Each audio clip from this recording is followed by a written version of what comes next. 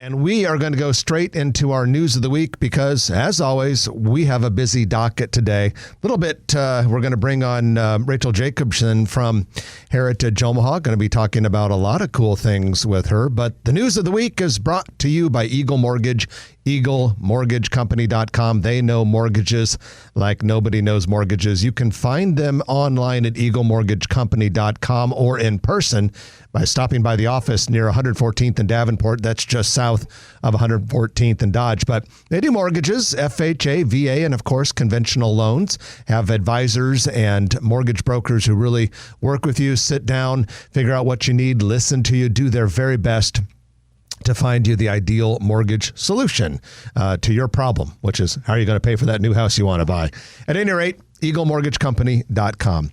Okay, Trenton, let's get into it. Really cool story today in the Nebraska Examiner by our friend Cindy Gonzalez. Headline, Mutual of Omaha's downtown move expected to spur $1 billion in investment at the new and old campus. So if you're wondering, how does this $1 billion come about? Well, now the projection for the skyscraper building downtown has gone from $443 million up to $600 million. And then the estimate that Mutual has provided would be for about $400 million worth of redevelopment at their current campus after they move to the new tower at 13th and Farnham. So this is great. And of course, the article talks about how it is definitely streetcar dependent, how important that project is in order to make the Mutual Tower become reality. Now, this part was really interesting as I was reading Cindy's article. It also talked a little bit about how the developer Lanahaw Company expects to invest about $400 million into the current, soon-to-be old Mutual of Omaha campus. They talk about a little bit about how Mutual of Omaha developed Midtown Crossing. We've talked about that quite a bit. And there was an interesting quote in which the head of Mutual of Omaha, James Blackledge, talked about their investment in Mutual in Midtown Crossing. And he said, we've been a magnet for a lot of great improvements here in that area around Midtown Crossing. So we're not dissatisfied with what we've done with respect to the community and the area. But he added, financially, has it been a good investment? I'd say no. Yeah, well, a lot of people going back, and there's been a few different regimes at Mutual of Omaha, and for those that aren't in the know, their first major, besides their campus, their first major development in Omaha was all of Regency. So the residential, the commercial, it was a huge deal, and it's probably the same story over there where they're great philanthropic and community stakeholders, Mutual of Omaha. And it must have been the Scott regime back then, but they developed Regency, and it took a long time. Whether they broke even, I don't know, and how they did, I don't know. But certainly, it's not for everyone. So for them to step up, this is their third major project in Omaha, Midtown Crossing, of course, and now this $600 million tower. And I think that Dan Neary, for as much as he'll be remembered running Mutual of Omaha, and I was talking to my friend John Lund about this last night, he was saying that Dan Neary will be remembered for everything around Midtown Crossing as much as Midtown Crossing, whether it's the residential neighbors that spruced up their houses, whether it's the developers that did amazing apartment, multifamily, and commercial projects around there. So kudos to Mutual of Omaha. You can tell it's not just for their own benefit. Yeah, Mutual of Omaha may not do a lot of real estate developments, but the ones they do are big and special. When you talk about Regency, Midtown Crossing, and the tower that's coming downtown. But yeah, it just shows you, it just shows you how lucky we are in Omaha that we do have companies that, hey, they're very serious about taking care of their customers. They're very serious about taking care of their owners or shareholders, but they also care about the community, and making it a better place. It'd be a heck of a lot cheaper for Mutual of Omaha to go out and buy a 100-acre farm and build low-rise buildings and things like that than it would be to develop a couple acres downtown on the library site and everything else. And so they've made a commitment to Omaha, just like First National Bank did, just like Union Pacific did, and we need those stakeholders to commit to downtown and keep it vibrant. If the core dies, so does the city. Absolutely. Well, next on the docket, Kintro Group, which is a real estate development company based in Denver. It has purchased the former Schooler headquarters building at 20th and Dodge Street. And this is Kintro Group's first foray into Omaha. The company has publicly said it hopes to do a lot of business here. But at any rate, this Denver developer plans to take the 87,000 square foot building that had been, I believe, 100% occupied by only Schooler and turn it into a multi-tenant office building. Schooler, of course, as we reported, moved several months ago to 136th in California, near 136th and Dodge. And by the way, a lot of people don't realize how big Schooler is. That's a $6 billion company. Absolutely. Headquartered right here in Omaha. It's not one of the Fortune 1000 firms here, but it's pretty damn big. Yeah, and I seem to remember that being a multi-tenant building. They had a gym in there. Yeah, and then forever. And then I think there was an architecture firm in there one time. Was it? Okay. Didn't they had the ballroom in there that was always used for special events or weddings? Yeah, I went to a couple weddings there. My brother got married in that ballroom. Oh, did he? Yeah. I've been and the to a couple reception was at weddings Peony there. Park of all places. I've been to receptions in the Schooler building, so they also have the receptions in there as well. So it'll be interesting to see how that turns out. But that's Historic a building, very attractive building, and if you're trying to picture it, it is just south of Central High School. Well, Habitat for Humanity has broken ground on Blue Stem Prairie. This is a 19-acre affordable housing development at 52nd and Sorensen Parkway. It's going to be a $25 million project, and it's on the site of the infamous, notorious former Wintergreen apartments. They were demolished years ago.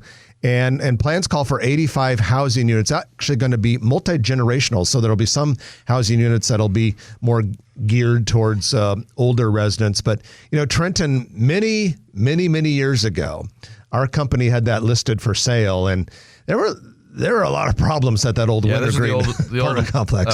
World Group that Jeff and I ran. And it was a rat-infested, nasty. It's so great. I'm glad that Habitat for Humanity is going to repurpose that site. Yeah, in fact, I drove by the site this week after Habitat sent out the press release, and they had the tractors and the scrapers going full force. And so, yeah, that project will be a great addition to the area. Well, the city or the mayor has announced a relatively small annexation package this year. Actually would add no sanitary improvement districts. So every year the city evaluates the SIDs, and there are 138 SIDs within Omaha's zoning jurisdiction. Determined this year that none of those SIDs would be revenue positive for the city, so they're not going to take any of them. Last year was a small annexation package as well, but the city is going to take a couple of, three areas that are adjacent to the city that total 177 acres.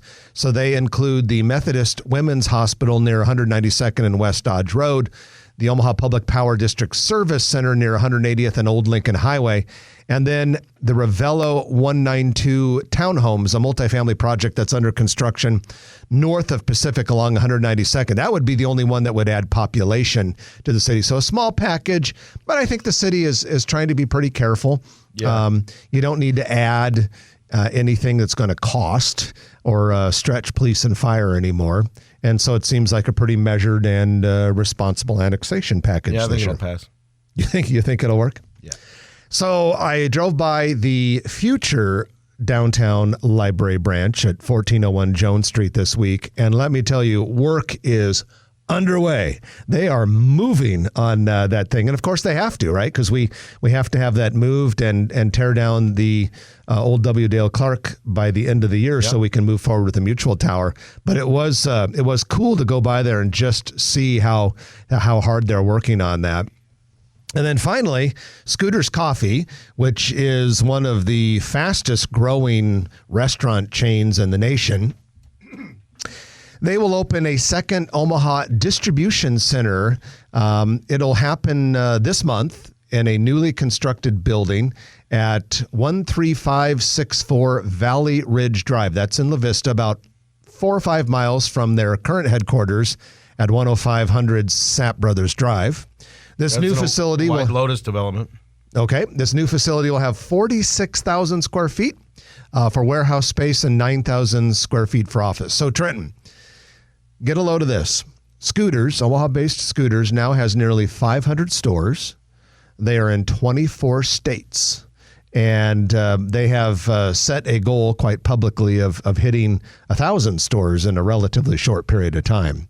Now, I noticed a couple times over the last year, a lot of people know I do sales training, and I do it for all companies, but I particularly do a lot of real estate and commercial real estate firms. And there have been a couple times in which I've been doing sales training for commercial real estate firms in places like Milwaukee or Oklahoma City or a couple other places. And I'll hear people talking at the break, brokers talking.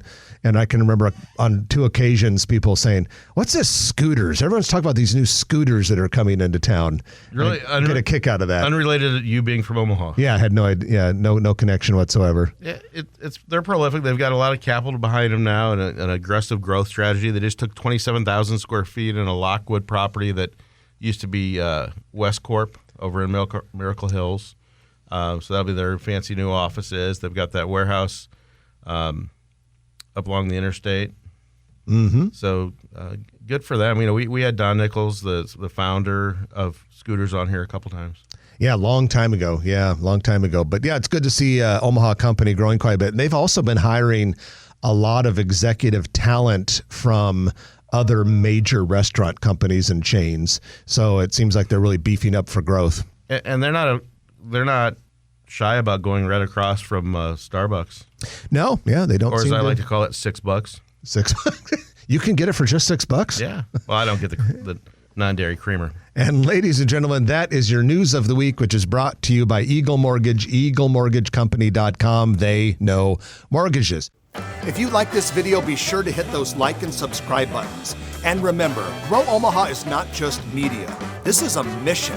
We are trying to build up Omaha and make it an even better place. We can only do that with your help. Share this video with your friends, neighbors, and family.